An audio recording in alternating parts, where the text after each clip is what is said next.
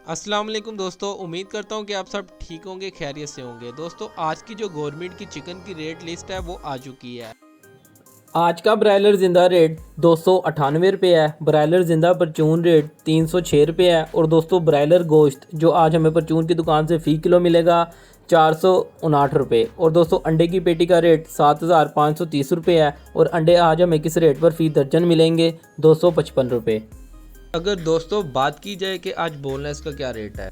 Boneless का rate निकालने के लिए दोस्तों आपको ऊपर ब्रायलर ज़िंदा रेट नज़र आ रहा है 298 रुपये।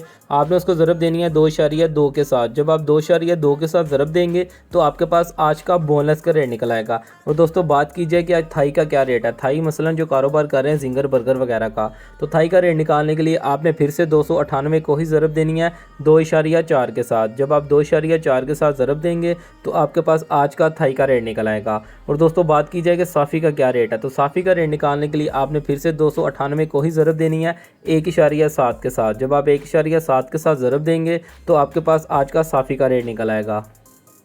दोस्तों उम्मीद करता हूँ ये वीडियो आप सबके लिए बहुत ज़्यादा हेल्पफुल हुई होगी। अगर आपको मेरा चैनल अच्छा लग रहा है तो जल्दी से सब्सक्राइब कर दें। आपको डेली बेसिस के ऊपर इंशाल्लाह चिकन की रेट लिस्ट मिलने वाली है। चलिए अपना ख्याल रखें, अपने घर वालों का ख्याल रखें, मुझे दुआ में याद रखिएगा।